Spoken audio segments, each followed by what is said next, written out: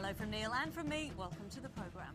First tonight, the active Christian charity repaid with a violent and shocking attack on an elderly vicar. The Reverend Kenneth Ward, who fought on D-Day, invited drug addict Mark Knight into his home in Daventry, lending him money and giving him food and drink. But the man the 87-year-old war veteran regarded as a friend ended up attacking him, breaking his jaw in 2 places. Hannah Pettifer reports.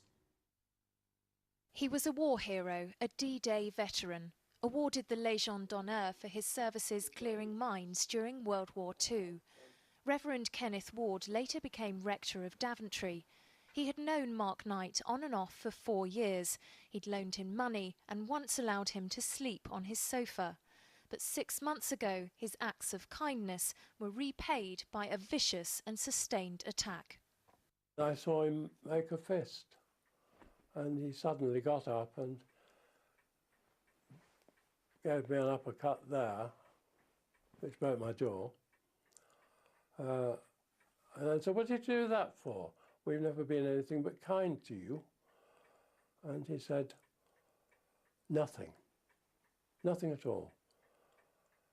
And in fact, what he did was he came round this side and gave me another one there. At one point during the attack, Reverend Ward tried to phone for an ambulance, but Mark Knight threw the phone out of his reach, leaving him lying bleeding in the hallway. For more than an hour, Kenneth was tormented. His jaw was broken on both sides, his head beaten with his own walking stick. I didn't think I was going to come out of it alive. I didn't understand it then, I don't understand it now. The attack only ended when Mark Knight fled, taking with him nearly £2,000 worth of the Reverend's property. Yesterday he was sentenced to 9 years in prison. He'd previously pleaded not guilty, but on the first day of his trial changed his plea. This was a very serious and violent attack on an elderly gentleman in his own home by a man that he entrusted. Mark Knight breached that trust, and it has had serious repercussions on the life of Reverend Ward. 6 months on, and Kenneth has only started to recover from the attack. He was forced to miss the D-Day commemorations earlier this year. As the national chaplain of the Normandy Veterans Association, it was the first time in 23 years that he'd been unable to attend. He says he bears no malice towards Knight, but has been left saddened by the whole episode. It's sad, and I feel that in some ways my wife and I failed. But you can't win them all, can you? Hannah Pettifer, Anglia News, Daventry. The man accused of murdering his ex-girlfriend has today told a jury at Norwich Crown Court of his devastation at killing the love of his life. John Moody is standing trial for the murder of Karen Brown and her boyfriend Ken Snell. Moody says he has no memory of the night they were killed. Malcolm Robertson is at Norwich Crown Court. Malcolm, what happened today? Well, this is the first time we've heard from John Moody, who's accused of killing his former girlfriend Karen Brown and her new partner Ken Snell. Now, he and Mr. Snell were golfing partners. They played at the same golf club just outside Norwich. They went on golfing holidays together and, according to John Moody, were good friends. Now, he was asked by his defence barrister John Farmer why he'd been absent from the dock for fairly long periods during the trial. He said it was because he felt the whole thing was very upsetting.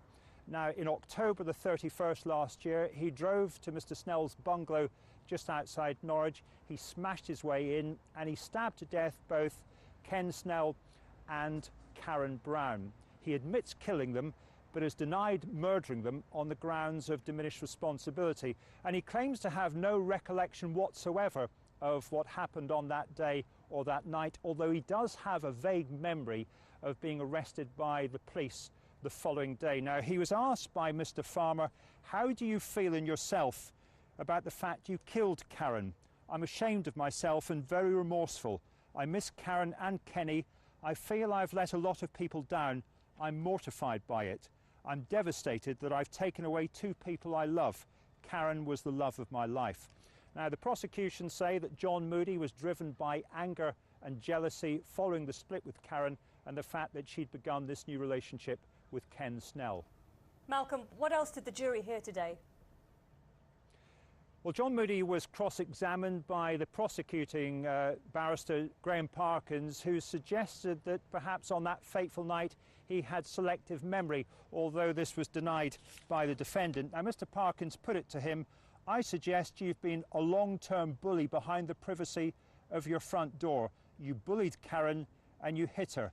"No, I didn't," insisted John Moody. Well, tomorrow we're expecting to hear the closing speeches, first from the prosecution, then the defence. We're then expecting to hear the judges summing up from Mr. Justice Bean, and we're expecting the jury to retire on Thursday to consider its verdict.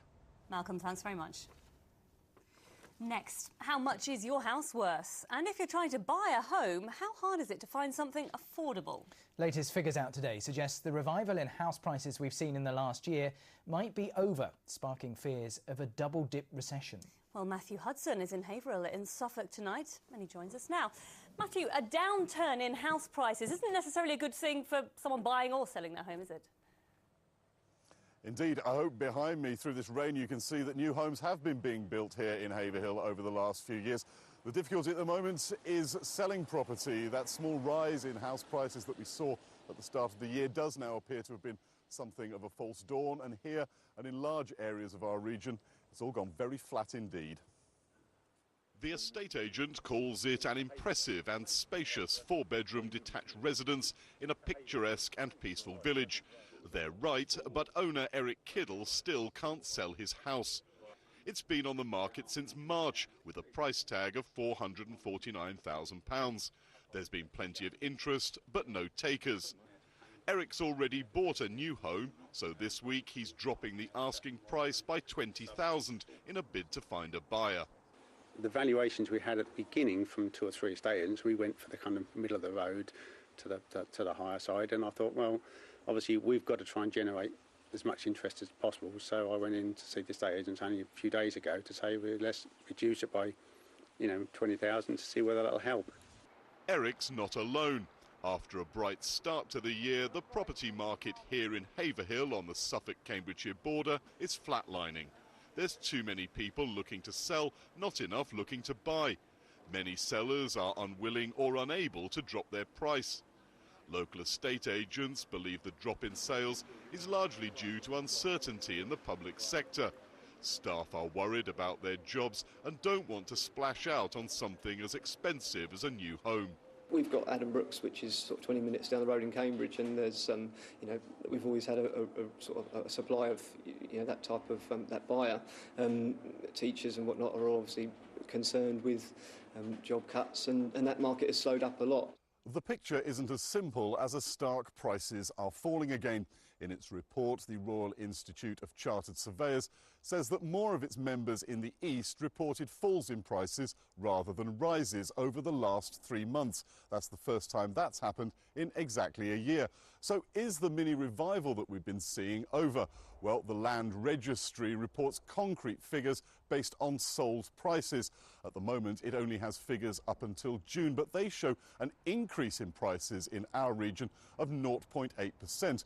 with Cambridgeshire and Suffolk showing the largest increases and Norfolk and Northamptonshire reporting slight falls. That lack of confidence with taking on longer-term debt, difficulty of obtaining mortgages, has held people back from people actually wanting to buy property. So those factors combining into a slight reduction in prices. Eric Kiddle spent 29 years restoring and extending the home his children grew up in. Now he's just looking forward to the day when he can finally say goodbye to it. Matthew Hudson, Anglia News in Haverhill. Of course, it isn't all bad news. Lloyds are predicting a 3% rise in house prices next year. The government, though, won't rule out a double-dip recession. Of course, a lot of the cuts they've announced won't come in until next year. It does seem there's this lack of confidence, people not wanting to commit themselves to large purchases while threat of possible redundancy hangs over them. It's almost becoming a catch-22 situation. The economy can't start to thrive again unless we start spending, and we don't seem to want to start spending until we think that the economy is starting to thrive. One thing that does seem certain, the next few months, maybe the next couple of years, are going to be a very bumpy ride. Matthew Hudson, thank you very much. Now,